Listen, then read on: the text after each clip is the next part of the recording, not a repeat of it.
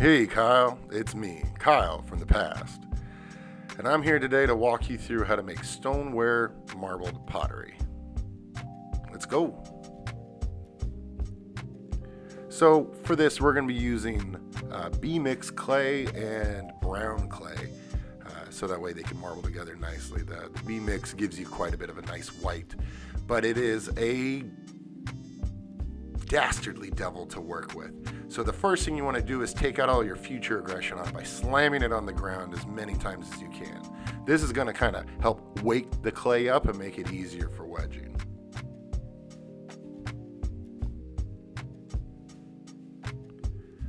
So we're starting off with maybe 4 or 5 pounds of clay. I measured it at some point, but that was not the time that I recorded this video, so repeat the same process. We're kind of just wedging it into an oblong, rectangular shape. Once you get that loaf of bread sorted out, get yourself another loaf of bread.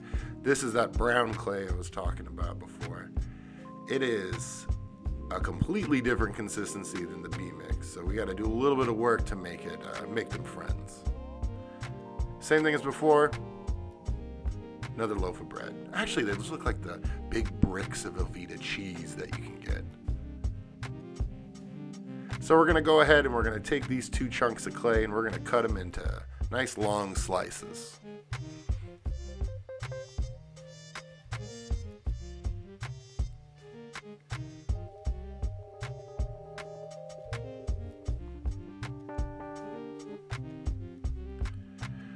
So we want to smash that out a little bit to make it a little bit thinner. Mainly we're trying to smooth it out.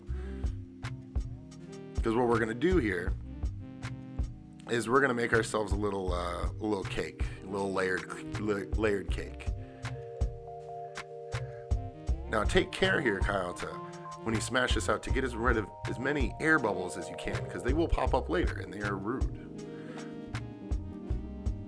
Once you got them stacked, give them another good smack, and again, this is going to remove a lot of the air pockets.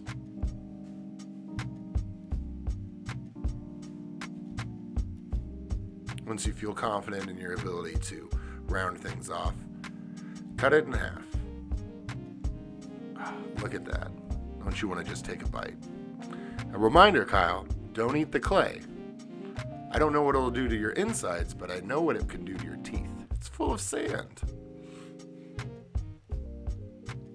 All right, now you got them stacked, alternating layers. Same thing as making a beautiful croissant of laminating the butter inside of it. You can then start wedging. I didn't wedge earlier, so that way it doesn't get overworked. We don't really want to do too much on this. A very light wedging.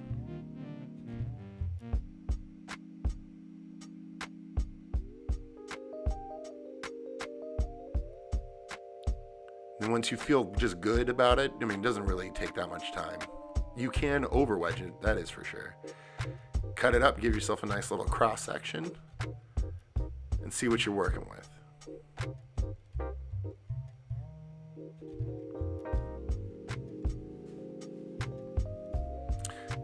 Now there is a technique where you just slice that sort of clay and then like make pendants and stuff like that out of it. You've tried that before with moderate success. Just stick to throwing it on the wheel. Again, we're pounding it out again to just kind of make it more of a uniform shape, like tiger bread. A lot of this is going to be related to food, so just kind of live with it.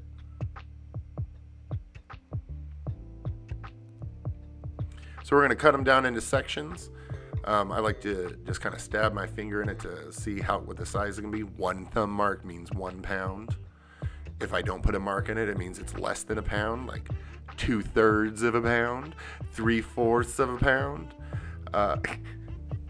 What I'm saying is when they're that small, you know they're just really small. And then we got some bigger ones to kind of mess around with. Maybe make some bowls, make a cup. Now you need to put them all on a platter, cover them, and let them chill for a little bit. They need to hang out. All right, when you get your clay, slap it down on the wheel. It doesn't necessarily matter how you put it down.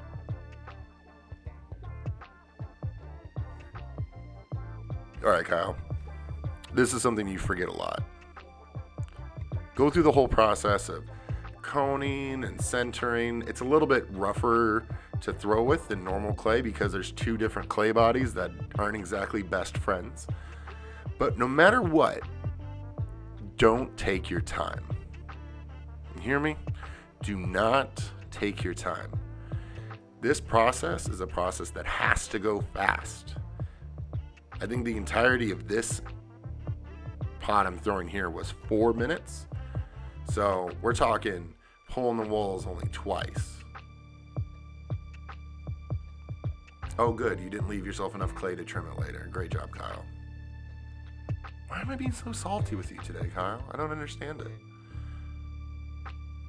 Go ahead and compress the bottom like you normally do. And again, on your pulls, they're pulling quickly. Compress the clay, pull straight up.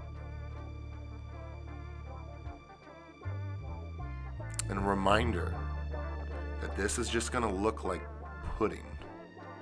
You got to trust the process and know that the marble is going to reveal itself later. So on this one, I think we're just making a little bourbon bowl just to try it out, ice cream bowl. The clay will try to separate from time to time, so just push and be consistent with your pressure. Dig that little bit of clay out so that way you can start doing your pull shape.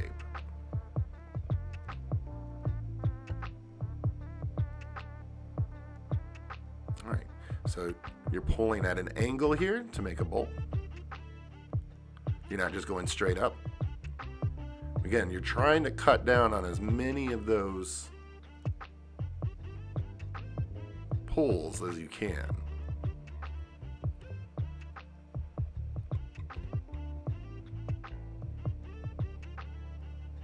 You can see a giant air bubble floating around on the middle. Don't worry, rib tool will take care of it. All right, so just like with the bourbon bowls, you take the wooden rib tool. This is going to give you those sharp angles that you like. And hopefully that other people like. I mean, I make these things to sell them. I mean, I make them because I like them. But also, money. Well, anyway, you're kind of digging underneath. That's giving you that nice foot, that nice profile. And then the rib goes straight up at the edge.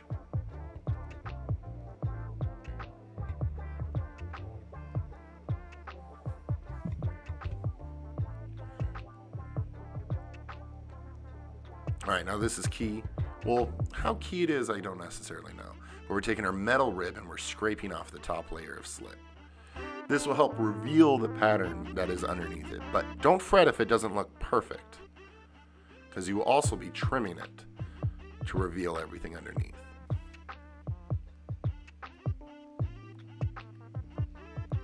You can do this too much, all right? Do it too much, it also gets muddy again. So just, if it feels like it's not doing anything else, Kyle, then bail. Go chug a Dr. Pepper, go, I don't know. You like bananas? Go eat a banana. Just go move on to the next thing.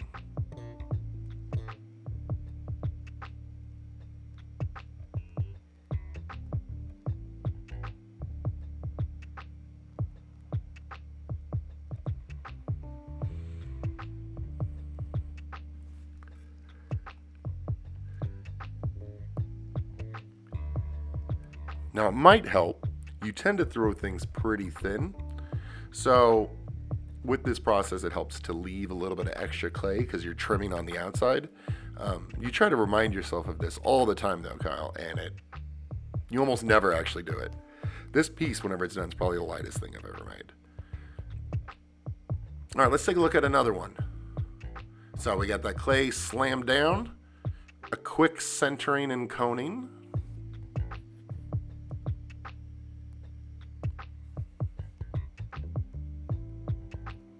Drop the hole. Again, you got to do it pretty quickly.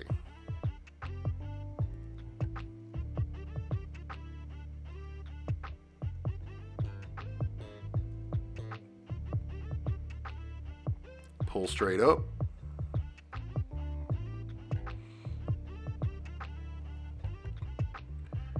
Pull again, but this time at an angle to help give you a little bit of that bowl curvage.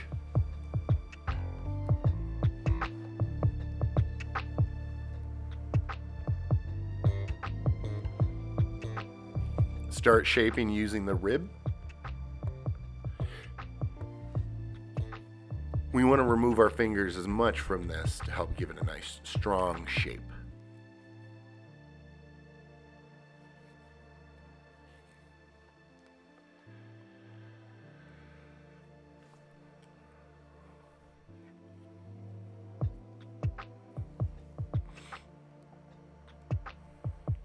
Get the rest of that slip out the bottom.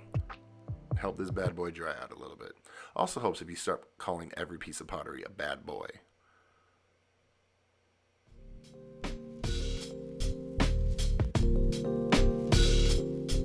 Doesn't that just look dangerous? Doesn't that whole thing look like it's about to collapse? Any given moment, that thing is gone.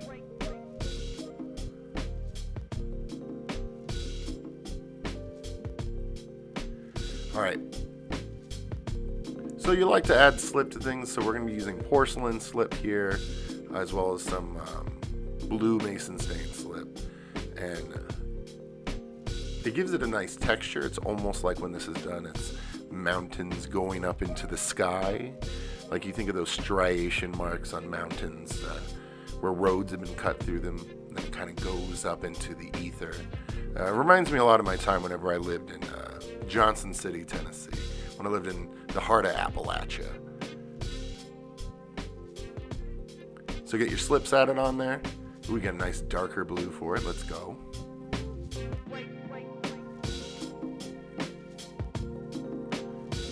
House of cards. The whole thing looks like it's about to collapse.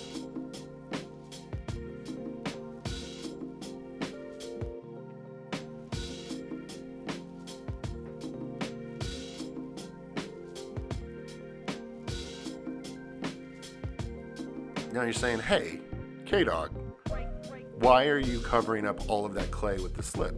Well, I'll tell you, Kyle. It's really nice when you get these blended together to get that cloud effect.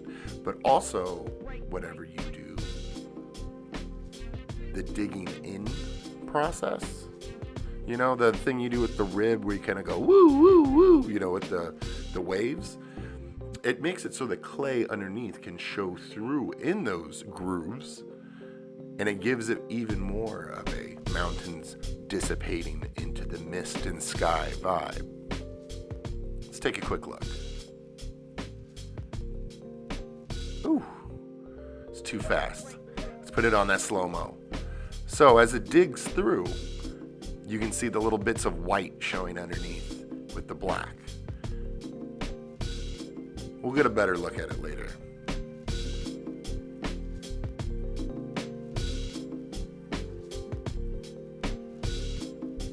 Smooth off the rim. You're going to have to sand it anyway, so I don't even know how actually important that is. So let's take a look at this real quick on a bigger form. These work really well for mugs and cups, and I think this one's sitting in my office right now holding a bunch of pencils. But the higher you go up, the better chance you have of removing that slip and really showing off the pattern underneath. Also, whenever you're doing cups and mugs, it helps to take that tool that removes excess clay and drag it all the way up the top. Same thing as before, apply some slip. Don't worry if you go too far down, you can trim a bunch of that stuff off later.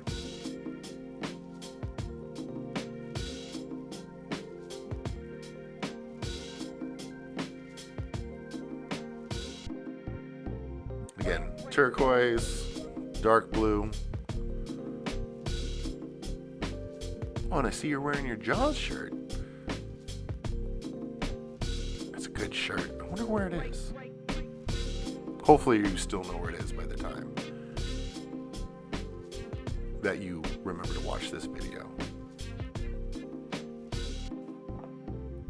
Smooth and blend, looking for a nice ombre, a nice gradient.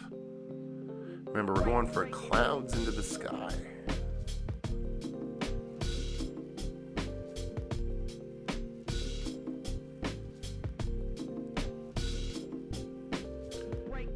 with the taller forms, you can see a lot more of the rib texture whenever it digs through. Ah, slow-mo. I feel like I'm in a football game. A little overlap right there, but it's okay. But you can see how everything is showing underneath the slip. It's absolutely gorgeous. And don't forget, this works for bigger bowls too.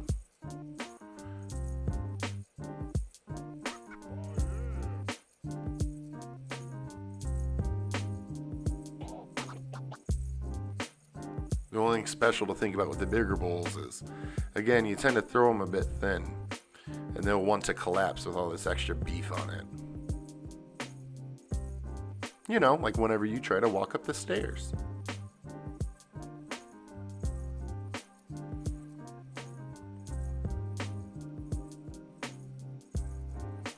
But it really shows off this rib texture. Now that's a cereal bowl.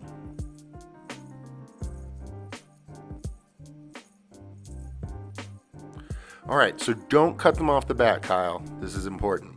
We need the power of them being stuck where they are to trim the excess clay off. All that slip, all that mud, we want to trim off the excess. So after a day of them stiffening up to get to leather hard, we trim the outside off.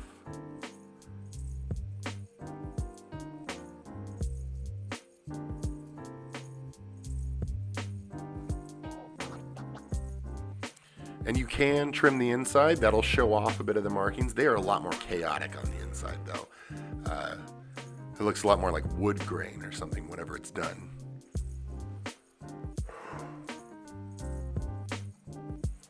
And those little bits, don't try to pick them out. Just let them dry. Love to see it. Popped half on, half off. But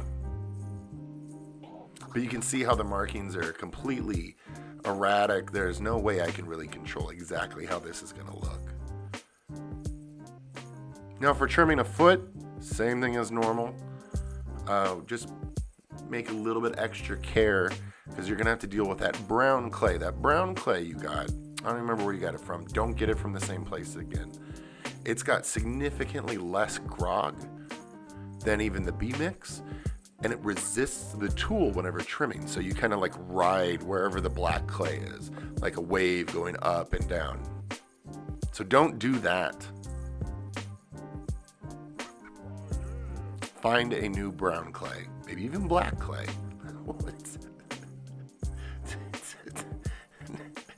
No, just keep using the brown clay. So trimming, same as normal. Get your foot made first so you know where you're going to. You can see how your fingers are kind of following that groove. Bummer. Give it a nice cut in, and then we take it down the side.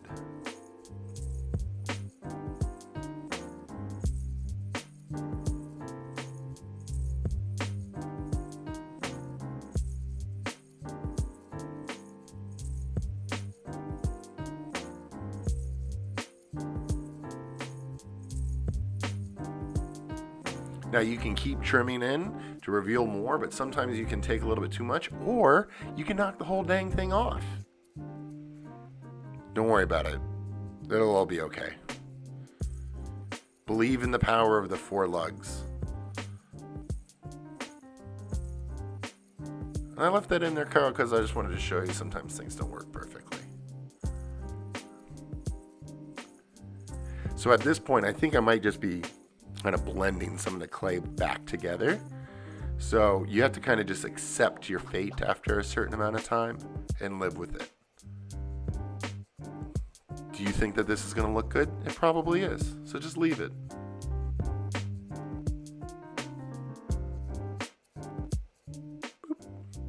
But look how that clay kind of like forms around the shape. It's wild.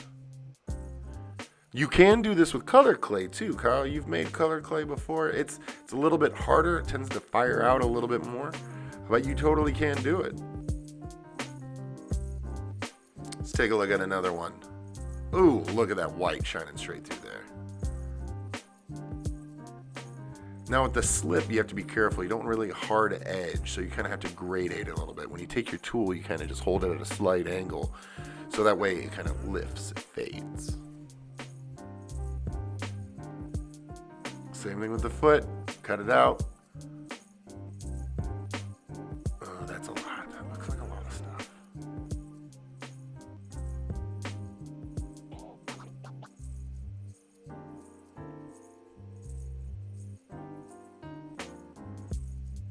A lot of times these look like they were made from wood. That's what I really like about them. And look at that inside.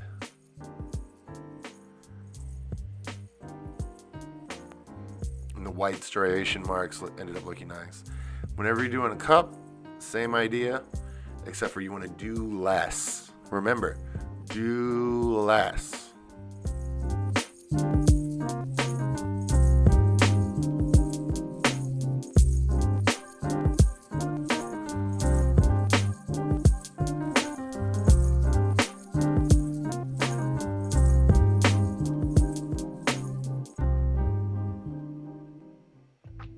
And don't be afraid to go big with these, like throwing big with them. Trimming big reveals a lot more too. And a lot of this video is focused on trimming because trimming is the hard part of this. The throwing part is not difficult. It's just like anything else. But where the real magic shows up for it is in the trimming phase. Get them bisque fired. And once they come out, give them a nice little rinse. Look at that. The water really shows what it's going to look like whenever it's got a nice clear on it. And I always like that moment of reveal. See how some of the darker blue and lighter blue mix with the white. Like mountains going up to the sky.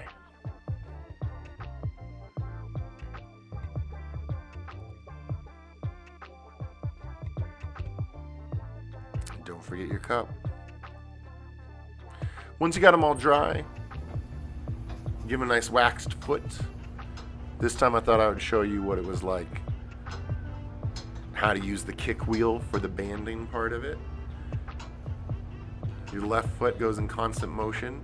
Make sure you take breaks every now and then. That right leg's holding up a lot of weight. You wanna stretch it out.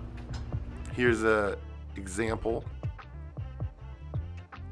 of one of the fire methods. We can do a lot of different things with it, but we're just going to go cone 6 oxidation with clear, your favorite thing in the world. But you can use transparent glazes. It will show off what's underneath. So you got yourself a nice little green, you know, whatever, it doesn't matter.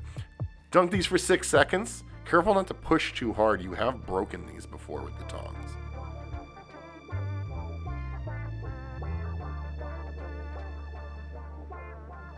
Celadon, that was the word I was trying to think of earlier. You can use a Celadon. God.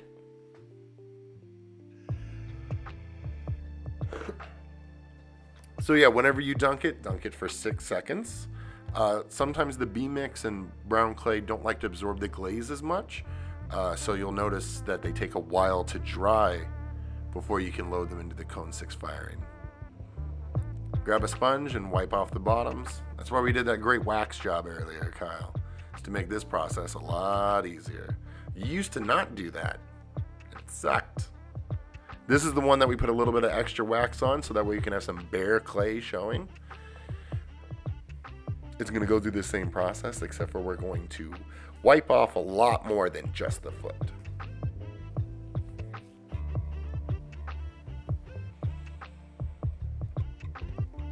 See how the wax repeals?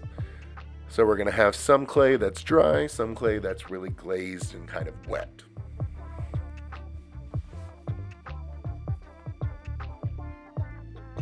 I always wonder what happens to the wax. Like when it gets fired. It just disappears. It doesn't leave a ring on the shelf. I mean, you fired at what, 22, 30 degrees? So, I mean, I guess that'll kind of vaporize anything, but go ahead and load yourself a kiln. Give yourself plenty of space. Remember, you want to have one finger in between. We're thinking more like an inch, but as long as you do one finger between, you should be fine. And got some sneak peeks in the next video in there too. It's not the houses. You didn't make the houses. Which again is a good reminder. Not all this stuff is yours in the kiln. Be careful. Fire hit. Cone fire. Preheat for an hour. Firing it to cone 6. Speed slow. I'm going to hold it for 8 minutes. Again, because Todd told us to. When you feel good, hit start. And then these bad boys pop out. So the clay kind of almost looks frozen in time right here, right? With how it marbled going up the side. That's part of the quick pulling. That's why you got to pull really quick. These ones you can see how it's pulled maybe a little bit slower. The white shows underneath. But digging into the clay just gives it such a baller look. That's the dry one. You can see it a lot clearer on this cup.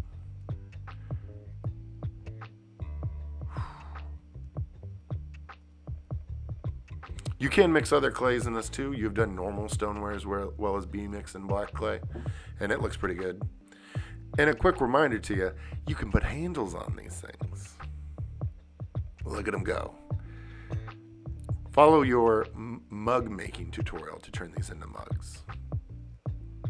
And until next time though, Kyle,